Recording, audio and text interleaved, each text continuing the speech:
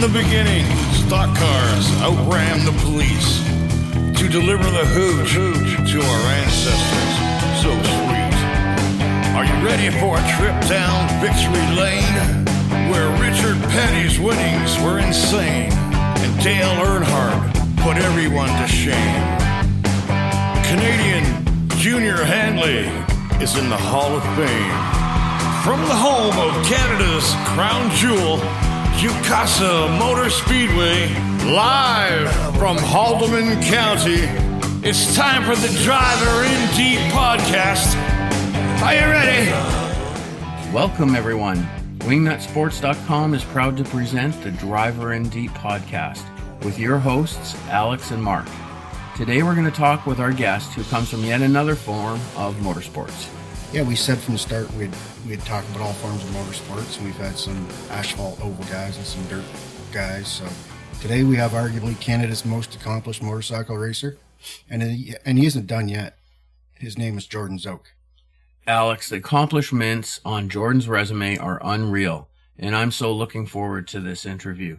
But before we get to Jordan, let's remind our listeners that it may not be too late to enter our coolcoolers.com custom cooler contest. Absolutely. The contest ends March 4th, which is today, but you have until 6 p.m. Eastern Standard Time. So if you're listening to this before that, be sure to enter for your chance to win. Go to facebook.com/wingnutsports.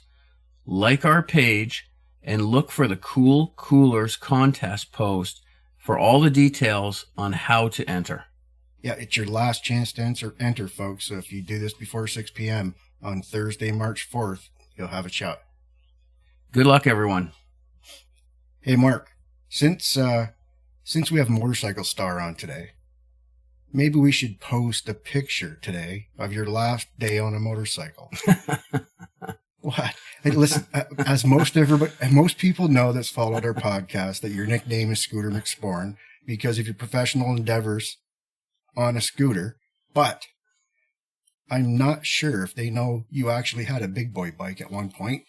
Maybe not, because it was pretty short-lived. Well, Alex, I think we're going to have to dissect that statement a little bit here. So first of all, it wasn't my last day on a motorcycle. I do believe, and you might be forgetting, how I ripped it up around your property this summer. And I might add that both your brother and your nephew bit the dust that day, but not me. Yeah, you were a superstar on that little 125 Yamaha. So my brother and my nephew got out of second gear, which may have had something to do with them falling. You're running around in first on your rev limiter around the backyard like a little schoolgirl. So well, I wasn't first, but I do admit I was going a little slower than them because I wasn't that stupid, and it was dark and there was no lights. So, I really wasn't feeling like falling once again. Well, for sure we're going to post that picture, folks. So go to our Facebook page, go to Instagram, go to Twitter, and you're going to see Mark's last day on his motorcycle. His Harley Davidson Heritage Softail. Thanks. I think he laid it down because if you look at this picture, you'll see there's 2, 3, or 4 women that ran to his rescue. So, it was pretty funny actually. Now looking back at it, but in all seriousness, he wrecked pretty good. So yeah, check this picture out. Yeah, well, I'm not going to post it, but if Alex does, there's nothing I can do to stop you, I suppose. So. Well, I said it now, so they're going to want to see this. All right. So what's next? Well, today's episode is brought to you by Wiggy's Pizza, Wings, and More. Wiggy's is located at 43 Argyle Street North in Caledonia, Ontario. Mark, you're from Caledonia. Have you ever been to Wiggy's? Oh, that's a pretty silly question, yeah, Alex. Let's just say that Wiggy's has been really good to me over the years. I pretty much know everything on the menu by heart. Coors Light, Budweiser, Stella, Rolling Rock, Canadian, Blue. Hang on. Did I say menu? I meant taps. Yeah, but they do have a great menu of food items as well. I just don't have that part memorized. Yeah, Wiggy's has family-friendly dining and a separate bar area where you'll find Mark. Go on in for the best pizza and wings in town. and that's true on a Friday afternoon for sure. And I'm going to give our listeners a pro tip here, Alex. Try the honey hot wings. They're definitely my new favorite. They're saucy and a little sweet with some real nice heat. And if you like really hot, they also have Sunny Suicide. Sunny Suicide? How about Honey Suicide? And honestly, I just haven't had the balls to try them yet because Surprise. yeah, well, Suicide kind of scares me a little bit. And also, just to let everyone know, they can't count at Wiggy's. No matter how many times I've ordered wings there, and no matter how many wings you order, there's always an extra wing or two in the basket. So that's a good move in my books. Yeah, now that you give them the heads up, that may change. But anyways, if you live in Caledonia or in the area, or you're just looking for a place to go for some great food and some cold drinks, stop in for some great comfort food or visit wiggies.ca for their menu. Then call them tonight at 905-765-2673 for takeout and delivery in the Caledonia area. Be sure to tell them that Mark and Alex sent you from Driver in Deep podcast. Awesome. All right. So let's begin. As mentioned, Mark, we have a very accomplished racer, not only in Canada, but also spent some time in the U.S. joining us today. And this guy can Driver in Deep. He is among many other championships, a 14-time Canadian Superbike champion. His name's Jordan Szoke. Welcome to the show, Jordan. Yeah, thank you. Glad to be on. Hey, Jordan, Mark here. Thanks for joining us today. We're happy to have you as our first guest from the two-wheel side of motorsports. And our listeners know that's something that I certainly have not mastered myself. But Jordan, checking out your bio, it seems like everything you and your family does has cycle in it, whether it's bicycle or motorcycle. Is this by design? And how much do you feel this intense training year-round has contributed to all of your success? Yeah, I mean, I have a lot of respect for car racers as well, which I know you guys mainly talk about. Car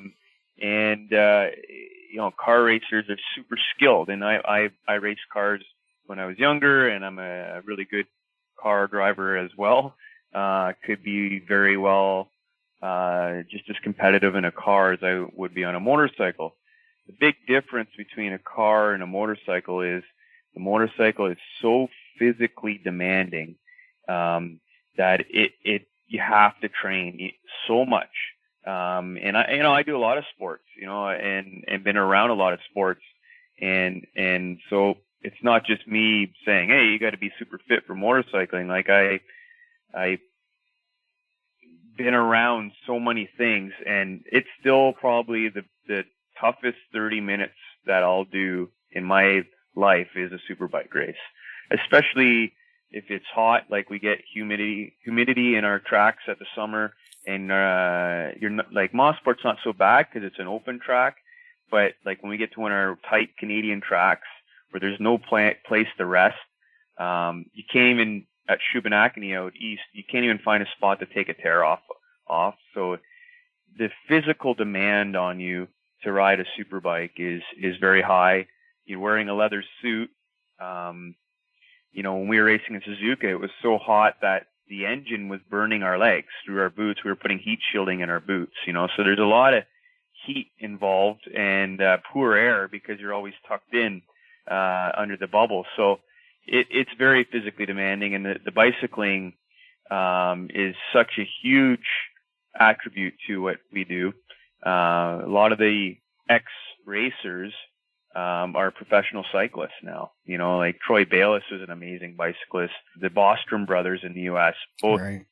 amazing cyclists. Like Van Bostrom, I think he finished third in the world in the single-speed mountain bike races. So, a lot of these guys end up becoming quite accomplished cyclists. So for me, I've won some regional championships and finished fifth in Ontario a few years ago in cycling. And it's just mainly because of having to use it to train. I ended up being a good cyclist. One other form that you do, I know you did competitively quite a few times, and I don't think you still do anymore, but you spent a lot of time on your trials bike too.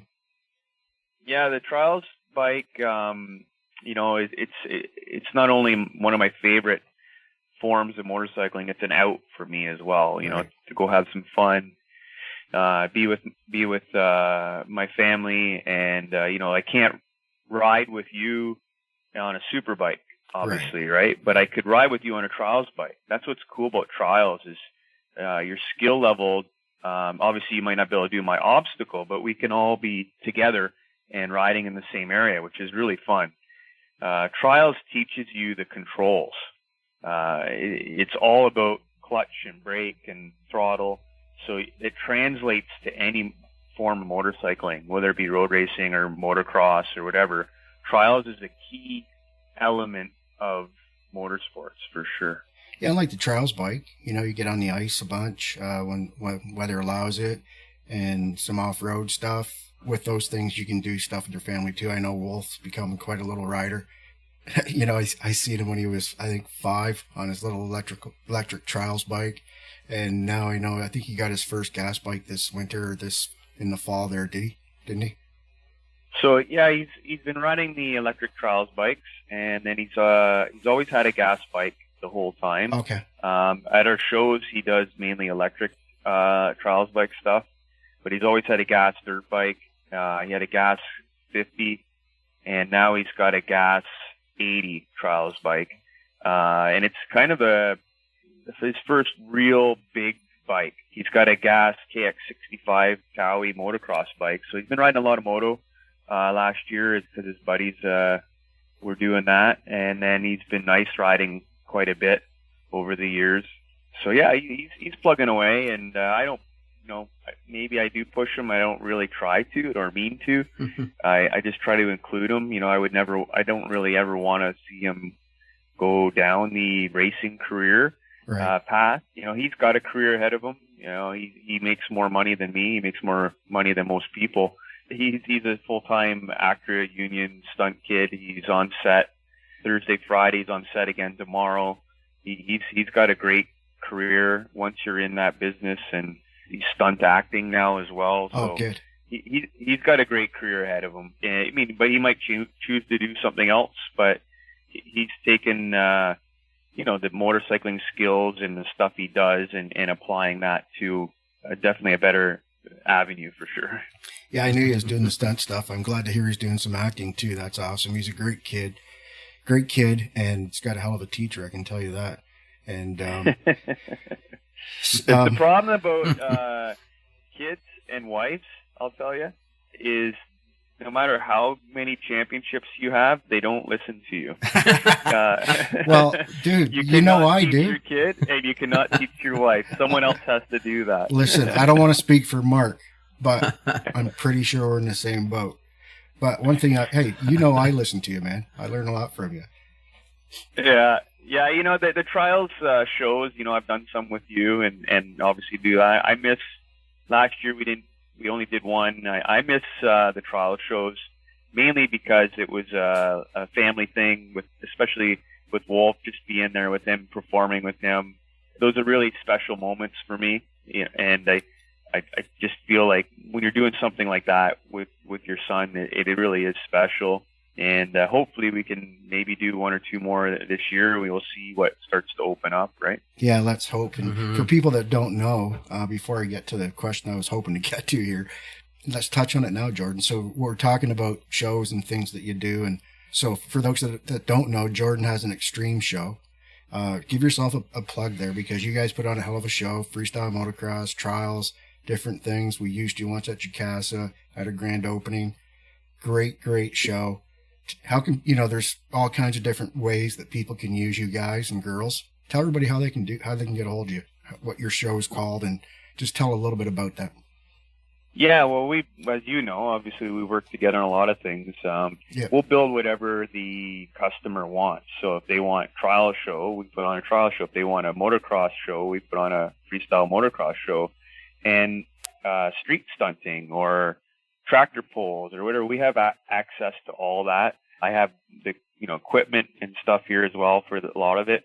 A lot of times we try to build a big show where there's, for example, at Mosport for the nationals, I'm there racing, but I have my ramps there. They're doing freestyle moto, and then I bring in one of our sport bike stunters as well. And so it always goes nice if you have the budget to add a few things and have multiple disciplines going on.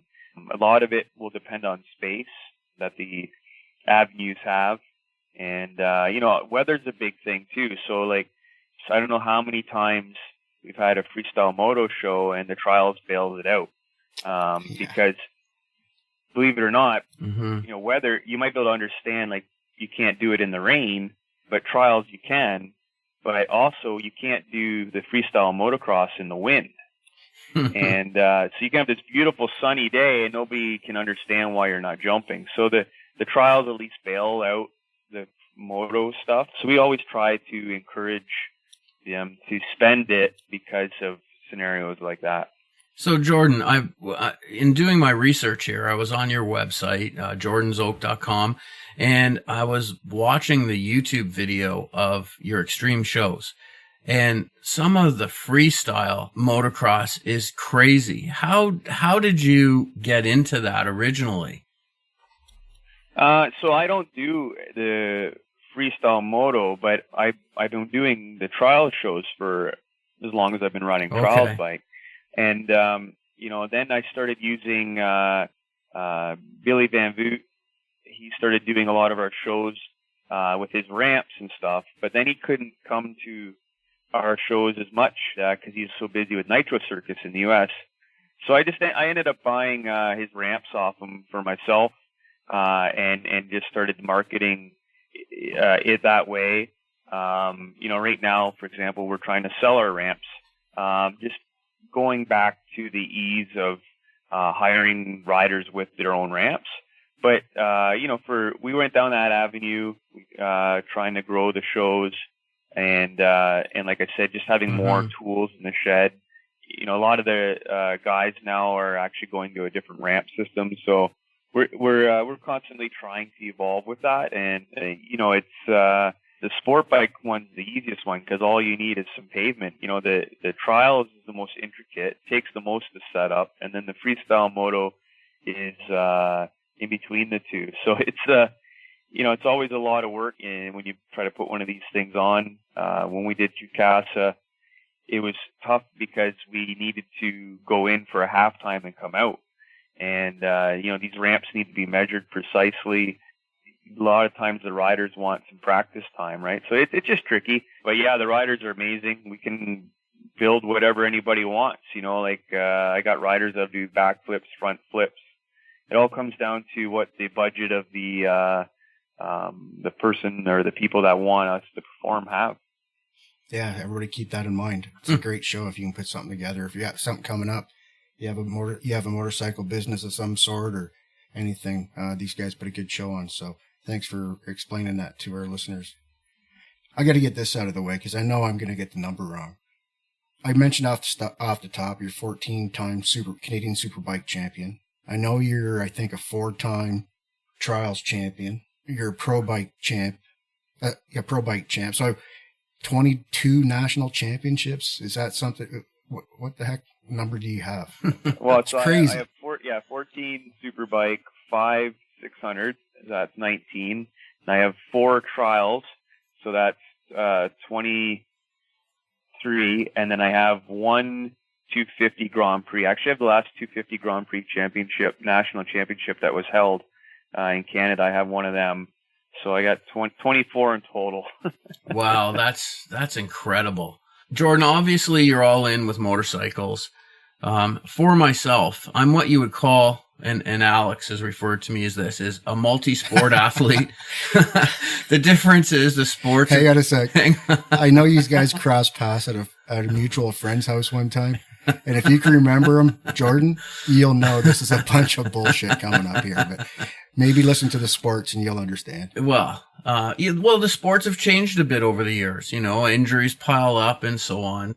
These days, you're more likely to find me playing golf or disc golf and now pickleball. And all of our listeners know I'm a 5-time Newton's Cornhole champion with my partner and also a huge Buffalo Sabres fan, Jared Burt. Wow. Obviously, though, a little tongue in cheek here, right?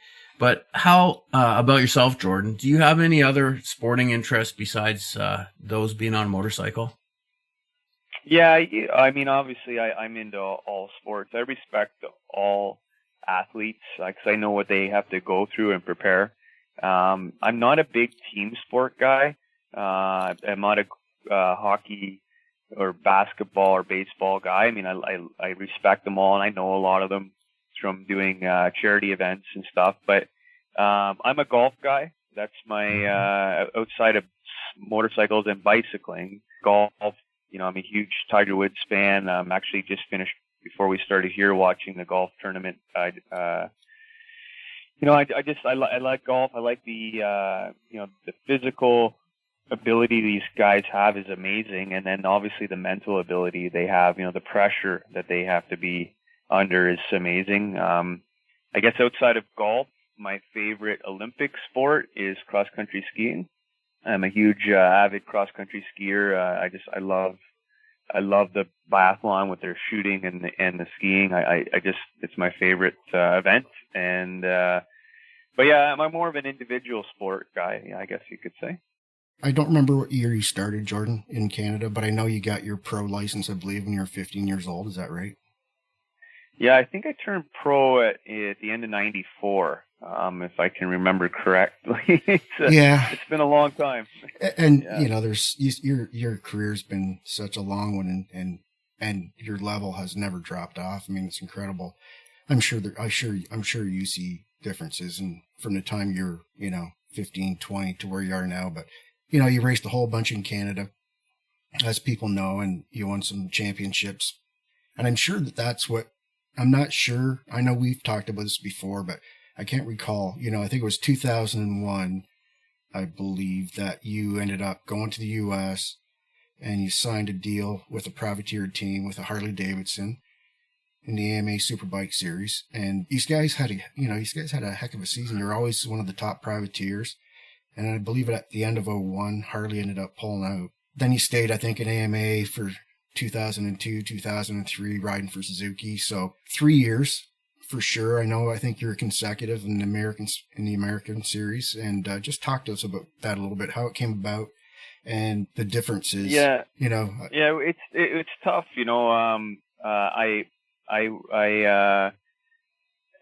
People don't understand the politics. There's a lot of politics in racing. Right. And it takes a lot of money to go places in racing. It's hard to make money at it. I mean, luckily I had some good years there.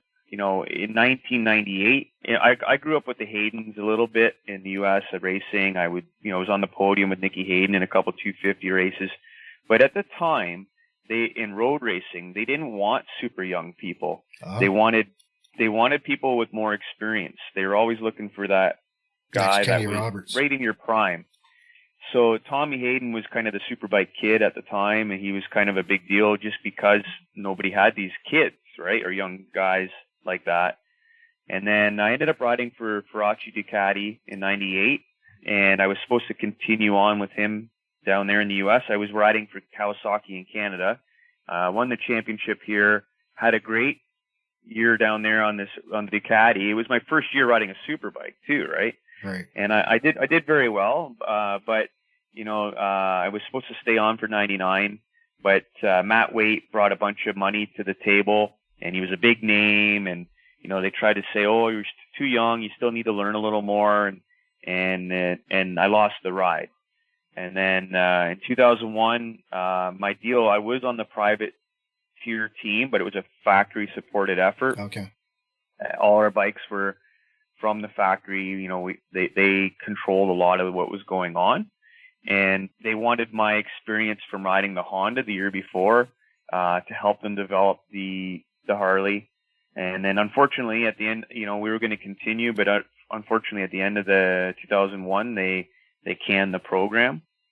And then 2002, I was riding for Suzuki, not the top team, but a tiered team, leading the Super Stock Championship, 2 races in, and lost Daytona by an inch. Yeah, I saw that. And that really, that one stung a little. then I had some border issues, and so 2002, the border was they got a lot of flack for the 9/11. Oh, yeah. I was actually 2 planes behind the one that flew into the World Trade Center from Newark that morning, and we got emergency landed because they thought ours was one of the planes that was going to crash into LAX, so they forced us to land in Omaha. So ever since then, the border got Tighter. Yeah. about it was their fault, and so they took it out on me a bit in 2002 when I was coming down to race. All my paperwork wasn't finalized, and they got mad, and they banned me for life. And I lost my championship, and then I was supposed to move up to the factory team, and Ben Spieth got that ride, and then obviously he went on to be world champion. So that kind of hurt my career. And now every 5 years, I got to spend $5,000 in lawyers' fees just so I can travel into the U.S. as a tourist. Wow. But I was back down there in 2003. We had a great year, a couple 5th place finishes, had a great year. And then Honda brought me back to Canada in 2004 with a good paycheck. And then, the whole run up here in Canada in the prime of Canadian racing, when we were making a really good living, it was either make a really good living here or buy a B or C ride in World Superbike for $300,000. Like they'd contact you, they want you to ride for them, but then you had to bring $400,000 in sponsorship to the team. And so it was either stay here and make a lot of money or go somewhere and spend a lot of money. So it was kind of a no-brainer to stay here, and it was a lot of fun at the time. Mm-hmm. I was supposed to go back to the U.S. with Kawasaki Superbike team possibly, but then the recession hit and the team folded, and then then racing folded here in 2009 as well in Canada. Right. So when you originally came back to Canada, you mentioned that you went on a roll here on your Superbike and sport bike. Was this also the time where you did more trials competitions? Yeah, I mean, right now I try to do as many trials competitions as I can, but a lot of times I'm busy. I miss a lot of them because I'm busy doing shows or extreme shows. If we're not racing one weekend, like most summers, like I might have 2 weekends off in 6 months. So like it's busy. So I miss a lot of the trials stuff. But yeah, back then, I was winning Superbike, trials, and 600 all in the same year. I had 3 championships in 1 year. I remember 2014, I had the mountain bike championship and trials championship, and I had a Superbike championship at the same time as well. So I was busy guy, busy dude. But it was a lot easier back then because I was just showing up and riding. I had, my entourage and my trainers and all that. So all I had to do was focus on riding. And, so it was a lot, easier to do more of that trials and all the other stuff. But it was a great time, and, we had a ton of success, and it wasn't easy. There was 5 or 6 semi-transport trucks and 10 to 12 factory riders at any given time in Canada. It was quite competitive. So to run off a string of championships and race wins like we were doing there was unbelievable. Yeah, we'll talk about that business stuff in a little bit, but at that same time, as you know, when I was in CASCAR, same thing. We had Chevrolet, Dodge, Ford, all factory stuff involved, and yeah, it'd be nice to get back to that. But before I move along, you'd mentioned back earlier in this interview, you mentioned Suzuka, and I know for a lot of people they probably didn't hear that, but that's in Japan. I know you did an endurance race there, correct? Yeah, so I've done a few races around the world. I've ridden the MotoGP bike in Valencia. I've done a lot of Trials de Nations, so TDNs. They're very much like the motocross de Nations, where it's a team event. So I've done them all over the world. Suzuka, both years we were at Suzuka, unfortunately. We were leading, and we had a stupid little mechanical failure that took us out of winning our class and being third.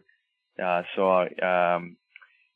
after 8 hours of endurance riding, 2 riders, 8 hours of riding in like 45-degree heat. It's unbelievable, the heat there.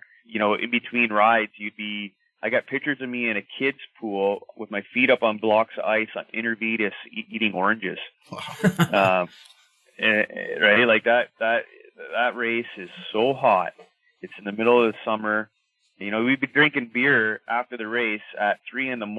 and just sitting there with just pouring water off your face. It's still so hot. It's a grueling race because of the summer conditions there. And both years, the first year we had a sprocket lose some teeth, and then the second year we had a light switch fail because the last few hours are in the dark, right? And so we had we went from first to third in both years. I ended up third, but what an experience, and it's still one of my favorite racetracks in the world. It's just an awesome racetrack. Yeah, I saw a couple motorcycle races there, not live, and a couple of NASCAR races there. What did you think of Japan? Real quick about that, each year the bus stop and 130R at the end of the straightaway, I got to ride the old one and the new layout. So it was cool to be able to ride the 2 different track configurations there. But yeah, Japan I love. I love sushi. I'm a food guy. I eat everything. I'm not a picky eater. So it was an easy trip for me. The first year I was there was pretty cool because my flights got mixed up and I ended up landing in Tokyo and I had to get over towards Nagoya, and I was trying to figure out how to get there. And, in Europe, you can figure out how to get around, I can't speak Italian. I can't speak German. I can't speak any of those languages, but it's all English letters. So you can figure your way out, where when you get to Japan, it's all symbols. You don't know what the hell you're looking at. And, so I was trying to figure out how to get from Tokyo to Nagoya. And it's like a bullet train I was trying to find. And then I ended up seeing, Mick Doohan, who's multi-time world champion. Very, very popular dude. So I seen him and I started talking with him. And then next thing you know, he's like, well, just come with me. And these bunch of guys come out of the woodwork and grab Mick. And we go right past security. We go right past everybody. We go down these stairs. We get in a van. We go across the runway underneath all the jets. And then we get into a helicopter and we fly to this guy's place, Motu, who's a billionaire. And we get off the helicopter and there's drinks and hors d'oeuvres and food waiting with catered people. And then we get on another helicopter. Wow. And fly downtown to go out for dinner. And then we stay at this hotel. And then the next day, Daniel Newtek from Newtek Fuels drives me to the track. So it ended up being a much better trip than I had been looking for. So, yeah, I love Japan. I loved, I didn't get to see much of it, to be honest with you, besides that cool little adventure. A lot of times we're stuck at the racetrack, and with Suzuka, it's its own city. It's like, imagine putting a racetrack in Canada's Wonderland. It's an amusement park. It's got restaurants and rides and hotels. So you never actually leave the racetrack. And that happens a lot when we travel. We'll be racing. I think the year after that, we were racing in Milwaukee at Road America. Then we flew to Japan. Then I flew home to race Road Atlanta. Like, it was just like you never seen anything. We're all over the world, right? Yeah, great stories. Does that sort of mirror your experience going to Japan, Alex? Yeah, well, I never met up with, but I met up with some pretty cool people. But the reason I asked was because I loved it too. I went with Tagliani with the IndyCar series. Similar sort of thing, but we all went on the same chartered plane. Honda paid for the whole deal. And of course, Honda owns Motegi, the oval track there. So it was a big deal for them to take that series because they're so involved with the engines and stuff. So yeah, they bussed us from the hotels to the racetrack and back. But I tell people all the time, the people were great. You know, always went out of their way. And yeah, I'm not a sushi guy, so I stuck pretty close to the McDonald's up the hill there in town. Well, I found with Japanese, they're very good at imitating other, like the Italian they made and other food places we went. They're really good at it. It's not like necessarily like maybe going to China where there's a lot of weird things you're eating. Right. I agree.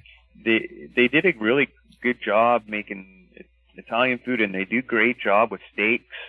So if you're not the seafood guy, it's not that bad of a place to go. That's for sure. No, it's not. And there's a couple of American type pubs in town, so we were able to go there. And it was great. It was a great experience, and it sounds like it was a blast for you as well. And some of those other places you went to. I mean, obviously, man. I mean, your record speaks for itself, and you've done so much. And I said at the start that in the intro before you come on, I said to Mark that you've got these championships and you're not even done yet. How long are you gonna roll, man? How much longer are you gonna do this thing? Well, I was gonna retire a little while ago, and I don't want to retire when there's no fans at the track. Right. I'd like to go out. I've always enjoyed the fans. I've always been the last guy to leave an autograph line. I'm always, I remember in the heyday in Canada, the lineups, it was awesome, right? And I always enjoyed that. And my son seen some of that and, at the trial stuff, at the trial shows, and I tried to instill some of that into him, is be there for the fans and have fun with the fans. So to retire when there's no fans at the racing, like, it doesn't feel right to me. I'll never retire. I'll just stop trying to win championships. I'll still do a race here and there and still do some fun things and race in Australia. Unfortunately, this year's Australian race got canceled. So I'll still be doing one-off events around the world. It's taken its toll on me mentally, physically, my relationships, especially since I went from making a lot of money to losing money for 12 years now. Right. I'm so far in the hole from the last 3 or 4 years of racing. Everybody around me is mad that I'm still doing it. I still, Kawasaki's doing what they can. These people are trying to do what they can. The biggest thing, I've got some really good sponsors, but even, the sponsors are a lot of work. You might as well, you got 10 sponsors, you might as well have 10 wives. They're just, at times you're like, I thought we were working together, and you're just looking at yourself like, really? We got to go down this road. And it's been stressful. Motivan was a really bad one. The French are horrible to deal with on the best day, but my son doesn't want to ride half the time because he's seen the pressure that I've been under. I feel bad for him because I was trying to build heart with him about just being an enthusiast for motorcycling, and then then you got a sponsor like Motivan yelling at him because he's wearing the wrong boots and he's like 4 years old. Right. And so much to the point where he won't ride a motorcycle anymore. It's like, awesome. Thanks, you guys. Like, they can be quite tough, to be honest with you, to deal with. You can also have some that are really epic to deal with. I've been with Szoke a long time. They've never given me one problem. They've been really good. John, as you know, is from Mopar, and the guys over there, they've been one of the best sponsors I've ever worked with. So I've had a few that have really stuck by me. Blackfoot's been with me forever too. So there's been a few that have been really, really nice to deal with, but some of them can be tough at times to deal with. Yeah, everybody's under the business side, like you said, when you're making a bunch of money, and it's like anything, motorcycles is what you do, and I know that's why you're doing it. I asked that question. I know the answer. We talked about it last year where you thought 2020 might have been your last year. Of course, you win the championship, but like you say, there's no fans, and somebody like yourself don't want to go out that way. So let's hope this year that there is fans and everybody can get a chance to see what Jordan Szoke can do again. And I'll be rooting for your 15th, which is just crazy to even talk about, to be honest. But you talked about Mopar, and I'll just touch on this quick. I know we got to roll here, but great sponsor, of course, and your contact there, John, and COVID, man. I mean, you had some good stuff cooking, and a lot of other people did too in the motorsports world. And COVID, it sure just added insult to injury for a lot of people, including yourself. Yeah, it'd be nice wouldn't it be cool to end to end with that on the side of your bike again, maybe next year. Who knows? Yeah, I hope so. I'm like I'd mentioned to you, like for them to do something, Andrew's a good friend. Andrew's also not a NASCAR champion, but he's also a motorcycle champion too, right? So he's a good guy, and he's in the same boat where he's trying to do it for a living. And, but for them to run a NASCAR team and be involved in all the aspects and paying into the series, that's a big deal. For them to just be involved with us is such a little deal. So I'm hoping that when the reins loosen up a little over there, not just the COVID, but their merger with Peugeot, correct, is tightened everything up. That I'll be one of the first they come back to. I hope, anyway. Yeah, let's hope. We've really enjoyed the championship, and I've had to defend them on a lot of places because they got a bad rap. Well, because people are like, why is Mopar sponsoring motorcycling? And we're like, well, how do you get your quad or motorcycle to wherever you're going? Well, with your pickup truck, stupid. So it is a great fit, right? They seen it that way, and they had a lot of sales from it, and they realized it. Like all the paddock, all the riders, a lot of them are driving Ram pickup trucks, and so that's where it's a cool fit for them. So hopefully they come back, and hopefully it'd be cool to end it that way. Last year I was thinking about ending it, four decades. Superbike championship I have now in 4 different decades. Crazy. And I thought that would be cool. But like I said, I want some fans to be there. Mm-hmm. And I'm having fun. I'm enjoying it. And to be honest with you, I don't really know what else to do at this point. My life's not in the best places, so I'm trying to hang on to a few things that I still really enjoy. Yeah, good for you. You do well. I'm looking forward to watching you this summer. I know we'll get together and hang out at Racer 2. And definitely be rooting you on for number 15 for sure.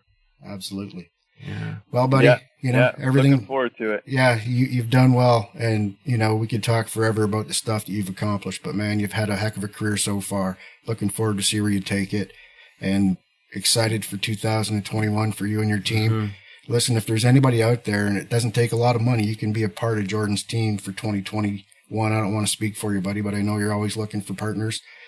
You wouldn't have to break the bank to be involved with the championship team. So just keep that in mind if you're listening today. But on behalf of Mark, I'll let Mark say goodbye as well. But great having you.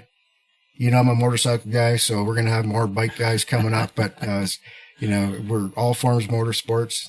You, of course, had to be the first 2-wheel guy because it only made sense, and good luck for 2021. Yeah, and beyond. Nice to talk to you, Jordan. Yeah, good to talk to you guys again. It's a cool thing. I love doing these things and giving some people insight into what's really happening. Thank you, bud. All right, Mark, another show has come to an end, buddy. How about you tell the listeners how they can support us? You got it, Alex. Here it is. So on Twitter, it's at @nags_Alex. Or for me, it's at WNSMark, MARK. Facebook, you can join us at facebook.com/wingnutsports.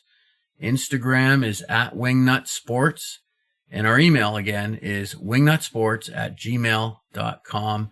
And to sign up, just go to wingnutsports.com and pick whatever your favorite podcast player is. And if you go to our website, wingnutsports.com, like you mentioned, please don't forget to check out our show notes. You'll also find links to our content, maybe a surprise here and there. What a great show we had today. Awesome. Yeah, Jordan, what a great guy. I can't imagine what he's put his body through over all these years on a motorcycle. Incredible. Yeah, he's incredible. He trains hard. He's in good shape, and that's why he's been able to do it for such a long time. But heck of a rider, I'll tell you. If you ever get a chance to see Canadian Superbike Series, you need to check it out. It's pretty exciting. Yeah, and this has been the Driver in Deep podcast with your hosts, Alex and Mark. Hope to see you guys next time. All right, you're clear. Got a slow boat coming up.